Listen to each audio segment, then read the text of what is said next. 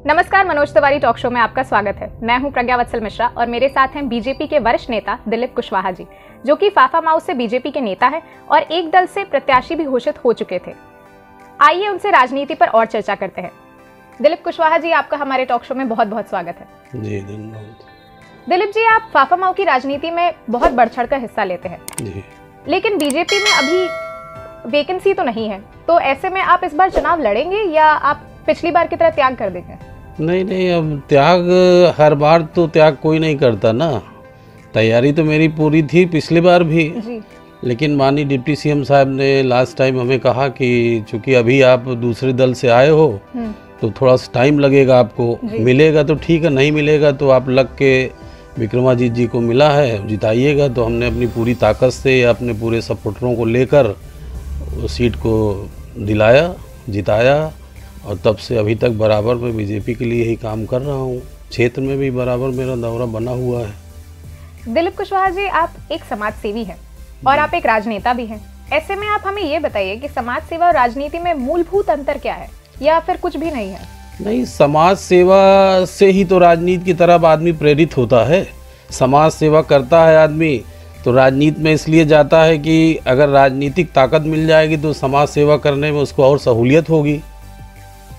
भाई राजनीति जुड़ जाती है, समाज सेवा करते करते आदमी की राजनीति से जुड़ाव हो जाता है तो उसको लगता है कि हम अगर राजनीति से जुड़ जाएंगे तो समाज का और अच्छा भला करेंगे और अच्छी तरह से सोशल काम कर लेंगे, समाज के लोगों का भला। जो आजकल राजनीति को एक व्यवसाय के रूप में देख रहे हैं। हाँ, वो अपनी अपनी सोच है, जिसकी जैसी सोच है, लेकिन हमारा तो मानना यही है कि समाज सेवा और राजनीति में कोई अंतर नहीं। समाज सेवा करते करते राजनीति में इसलिए लोगों का थोड़ा सपोर्ट में चले जाते हैं कि राजनीति से लगाव हो जाएगा तो सामाजिक काम करने में और सहूलियत होगी। जी।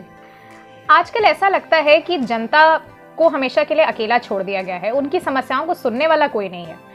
लोगों का कहना है कि जनता त्राही त्राही कर रही है, खासकर विपक्ष का। ऐसे में आपकी क्या राय है? अब देखिए प्रज्ञा जी, विपक्ष का तो अपना है कि विपक्ष की राजनीति करना है। विपक्ष में अगर हमारी पार्टी सही काम भी कर रही तो विपक्ष को अपनी बात रखना है। सही काम में भी लगता कि उन्होंने महंगाई की बात की है, उन्होंने ये कहा है कि लॉकडाउन के टाइम पे गरीब जनता के साथ बहुत अत्याचार हुआ है, ये सब सच नहीं है तो क्या है? नहीं, महंगाई का कोई ये थोड़ी कि बीजेपी के कार्यकाल में ही महंगाई बढ़ी है। महंगाई पीछे भी थी, कांग्रेस के रिज्यूम में भी थी महंगाई, ऐसा नहीं है। जब सिलेंडर 400 रुपए का हुआ करता था तब तो स्मृति ईरानी जी खूब एक सिलेंडर लेकर धरना खोल दी थी। अभी जब 97 रुपीज पे पेट्रोल है और 800 रुपए का सिलेंडर हो चुका है, तब जनता के बारे में कोई क्यों नहीं सोच रहा है? अब जैसे कि उस समय और इसमें अंतर ये है कि कच्चे तेल की कीमत इस समय ज़्यादा है। जो बैरल होता है फॉरेन में, जो बैरल का रेट घटता बढ़ता है, उसी हिसाब से आपका पेट्रोल, डीजल, गैस उसी हिसाब से महंगा सस्ता होता रहता है। तो फिर पहले तो ऐसी मतलब हम लोगों को छूट भी दी जाती थी ना, पहले सरकार सब्सिडीज देती थी, सब कुछ देती थी। आजकल कुछ नहीं है, ये कहा जा रहा है कि आप देशभक्त है तो आप करिए। लेकिन जनता तो उस बात का कोई रिएक्शन नहीं कर रही ना, जनता तो उसको एक्सेप्ट कर रही है ना। जनता का तो ये भी कहना है कि जनता जब रिएक्शन देती है तो उनके खिलाफ ऐसे देशद्रोह के मामले खुल जाते हैं। नहीं, ऐसा नहीं है। ऐसा क्या, किस जनता के या खासकर सपा का भी ये कहना है? देखिए, जो विपक्ष में रहता है प्रज्ञा जी, तो विपक्ष में तो काम है, अगर हम कुछ सही काम को भी अगर गलत ढंग से उसको पेश नहीं करेंगे तो विपक्ष में रहने क्या मतलब? हम अच्छा काम भी करेंगे तभी विपक्ष को नेगेटिव चर्चा करनी ही करनी है। हम कितना भी अच्छा काम करें लेकिन विपक्ष का काम है कि वो नेगेटिव चर्चा करेगी ही। हमारे अच्छे काम की तो तारीफ वो करेंगे नहीं। हाँ, कोई गड़बड़ी होगी, कोई कम बेसी होगी उसकी तो करेंगे, लेकिन हमारे अच्छे काम की भी सराहना नहीं करेंगे।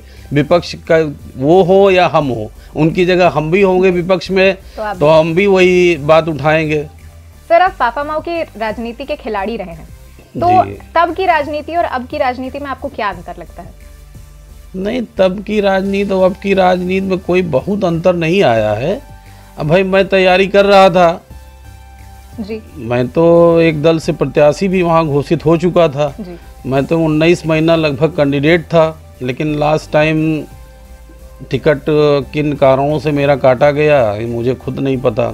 और फिर मैं लास्ट टाइम बीजेपी में आया, ज़्यादा से ज़्यादा 3 महीना हुआ था मुझे आए हुए। जी। प्रयास तो मैंने बहुत किया लेकिन टिकट हो नहीं पाया। जी सर, फाफामाऊ में अभी जो प्रेजेंट विधायक हैं वो बीजेपी के ही हैं जी। और उनका कहना है कि विकास का बहुत कार्य हुआ है, पर सड़कों के अलावा कुछ गिनाया ही नहीं जाता। ऐसे में आप ही हमें कुछ सार्थक विकास की योजनाओं के बारे में बता दीजिए। नहीं, विकास तो देखिए चौरमुखी विकास हुआ है। विकास के मामले में तो इलाहाबाद की धरती पे हेमवती बहुगुणा नंदन जी ने विकास किया, उसके बाद डॉक्टर मुरली मनोहर जोशी ने विकास किया। लेकिन हमारे डिप्टी सीएम साहब चूँकि यहाँ लोकल कौसाम्बी इलाहाबाद में वो निवास करते हैं, तो उन्होंने उनसे बढ़ चढ़ के इतनी योजनाएं, यहाँ कितने फ्लाईओवर, रोडों का काम, ये सब तो किया है। सर सिर्फ सड़कें ही तो विकास होती नहीं है, ऐसी कोई हॉस्पिटल्स या कोई ऐसे शैक्षणिक संस्थान या नहीं, शैक्षणिक संस्थान फूलपुर में एक खोला गया है, महिला डिग्री कॉलेज अभी ओपनिंग हुआ था जी। और अगर हॉस्पिटल्स की बात की जाए या ऐसे जॉब्स की बात की जाए तो उसके लिए बीजेपी ने क्या किया है? हॉस्पिटल तो आप देखिए पहले से बेहतर सुविधा है। आप कमला नेहरू जाकर देख लीजिए, मेडिकल कॉलेज। जाने वालों को तो आज भी एम्स और मेदांता जाना ही पड़ता है। अब देखिए, अब वो तो अपने हिसाब से जिसके पास या जो पैसे की वजह से आदमी, वेदांता जो हाई प्रोफाइल लोग हैं वो चाहे जितनी सुविधा आपको ज़िले में मिल जाएगी, लेकिन जिनकी जैसी हैबिट है उसके हिसाब से वो वेदांता जाएंगे या एम्स जाएंगे। लेकिन कुल मिला के वो व्यवस्था पहले से कहीं बेहतर है। आप देखिए मेडिकल कॉलेज में पहले जाते थे कितना गंद होती थी, आज मेडिकल कॉलेज चले जाइए इतनी साफ़ सफाई, इतना साफ़ सुथरा है। मेडिकल कॉलेज ले लीजिए, डफरिन ले लीजिए, बेली हॉस्पिटल ले लीजिए, तो ऐसा नहीं है, पहले से हालात सुधरे हैं। सर ऐसा लगता है कि बीजेपी सरकार ने सिर्फ सपा के कार्यों का नाम परिवर्तन कर दिया है। ऐसा कहा जाता है कि सपा एम्बुलेंस का नाम, समाजवादी एम्बुलेंस का नाम उन्होंने चेंज कर दिया, उन्होंने 100 नंबर को 112 बना दिया। इस पे आपकी क्या राय है? नहीं, ऐसा नहीं है, ये तो वही आरोप लगाने वाली बात हो गई। ये तो नाम परिवर्तन, बीएसपी भी जब आती है, सपा आती है, तो थोड़ा बहुत तो सभी ऊपर नीचे करते हैं। उसमें कोई ये नहीं कि सपा ने 100 किया था तो इन्होंने उसको 112 नाम दे दिया, सपा ने मेट्रो लाया था तो इन्होंने फीता काट दिया। वो तो शुरुआत कोई करता है, जब सरकार नहीं रहेगी तो निश्चित है कि जो सरकार आ जाएगी नाम उसी का गिना जाएगा। फाफामाऊ विधानसभा चुनाव को लेकर आपकी क्या रणनीति होगी? मेरी रणनीति तो पहले भी थी। पहले चूँकि हमारे डिप्टी सीएम साहब से हमारी बात लास्ट टाइम हुई दिल्ली में, तो उन्होंने कहा कि नहीं ठीक है, आप जो है मेहनत करिए और इस सीट को निकालिए, आगे एडजस्टमेंट किया जाएगा। लेकिन चूँकि हमारे जैसे तमाम उनके भी अपने कार्यकर्ता हैं जो अभी तक नहीं एडजस्टमेंट हो पाए हैं, तो उसमें मुझे कोई मलाल नहीं है। जी, आप बीजेपी के नेता हैं और फाफामाऊ में वर्तमान जो विधायक है वो भी बीजेपी के हैं। जी जी। ऐसे में फाफामाऊ में ऐसी क्या समस्याएं हैं जो केंद्र और राज्य में दोनों में बीजेपी की सरकार होने के बावजूद अब तक आपको नहीं लगता कि सॉल्व हो पाई हैं?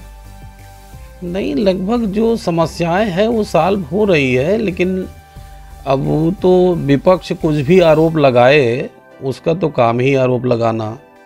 जो भी हम जिन मुद्दे पे जो चुनाव में हम आए थे उसमें तो हमने, जैसे राम मंदिर वाला काम है, 370 है, उसको हमने ख़त्म किया। वो सारी चीज़ें तो जो हमने कहा था वो किए हैं, लेकिन 100% कोई ज़रूरी नहीं कि कोई भी सरकारें 100% कोई चीज़ का वादा करे। तो विकास का नारा लेकर थी, तो विकास तो हो रहा है, विकास तो चारों तरफ हो रहा है। आप केवल प्रयागराज देख लीजिए, हम तो प्रयागराज में रहते हैं तो हम प्रयागराज का ही गिनाएंगे। बीजेपी की रिज्यूम में 10-10 फ्लाईओवर बन गया। आपके हाई कोर्ट वाला फ्लाईओवर, रामबाग फ्लाईओवर, आज जमाने से उसको कोई बना नहीं पा रहा था, लेकिन वो भी बन गया। तो आपका तेलियरगंज बन रहा है। हिसाब से सड़कों का जाल ही विकास है? नहीं, विकास अगर सड़क नहीं होगी तो चलेगा कैसे आदमी? भाई विकास में तो वो भी आता है ना, सड़क आता है, फ्लाईओवर आता है।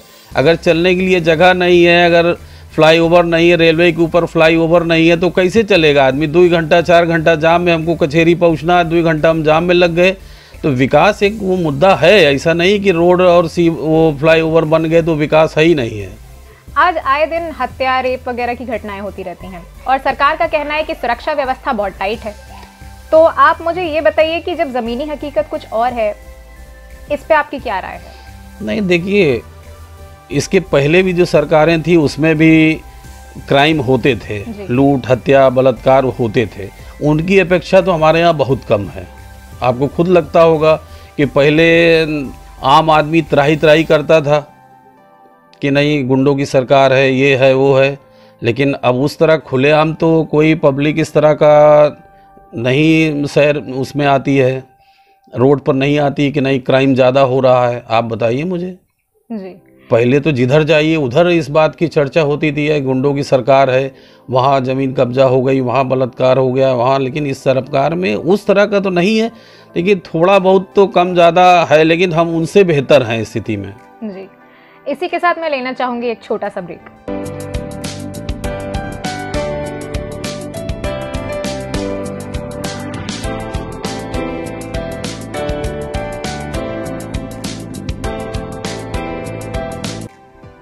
ब्रेक के बाद आपका स्वागत है। दिलीप कुशवाहा जी, आप हमें ये बताइए कि एक राजनेता होने के नाते आप 2022 के चुनाव में किस दल को बीजेपी के सामने एक मजबूत खिलाड़ी के रूप में देख रहे हैं? बीजेपी के सामने तो अभी आज उत्तर प्रदेश में तो कोई दिख ही नहीं रहा है प्रज्ञा जी। हमारे सामने तो कोई दिख ही नहीं रहा है ना। अच्छा। विपक्ष में तो कोई दिख ही नहीं, सबका अलग अलग खेल है। कांग्रेस दूर दूर तक कहीं है ही नहीं है। सपा बसपा का गठबंधन हुआ था, वो टैली ही नहीं किया उनका, जो है फिर टूट गया। तमाम छोटे छोटे दल हैं, लेकिन अभी किसी का कुछ है नहीं कि क्या है बीजेपी के सामने कौन लड़ेगा। ये आम जनता भी एक का नाम लेना हो जिसको आप समझ रहे हो कि आपके सामने सबसे बड़ा खिलाड़ी है, तो आप किसका लेंगे? कोई खिलाड़ी नहीं है बीजेपी के सामने, कोई अभी तो है ही नहीं सामने, तो मैं किसका नाम लूं? तो आप कहना चाहते हैं 2022 के चुनाव में भी आप पूर्ण बहुमत से बीजेपी आएगी फिर 2022 में? ऐसा कहा जा रहा है कि सरकार अपने तमाम वायदों पे फेल है। 2022 के चुनाव में जब बीजेपी जनता के सारी आकांक्षाओं पे खरी नहीं उतर पा रही है, तो आपको कैसे लगता है कि वो पूर्ण बहुमत की सरकार लेकर आएगी? नहीं, किन आकांक्षाओं पे खरी नहीं उतर रही है? जैसे कृषि कानून को ले लीजिए, आप देख ही रहे हैं कि फार्मर्स कैसे बैठे हुए हैं सड़कों पे, और कई सारे और जितने भी रूल्स और रेगुलेशंस या जितने भी कानून आए हैं, उनसे जनता कुछ ज्यादा खुश तो दिख नहीं रही है। नहीं देखिए, कृषि कानून का जो मैं टीवी पे देखता हूँ, जो ये न्यूज़पेपर में मैं पढ़ा हूँ, अभी पूरी तरह से कृषि की जो किसान है उन लोगों ने पूरी तरह से उसको एक्ट को पढ़ा नहीं कि क्या सही है क्या नहीं है। कुछ लोगों ने, कांग्रेस के लोगों ने गुमराह कर दिया है जी। मतलब उनके पीछे कोई बैटिंग और कर रहा है, उनके पीछे बैटिंग कोई और कर रहा है, उसको गुमराह किया जा रहा है। सारी चीज़ें अभी किसान तक पहुँची नहीं है।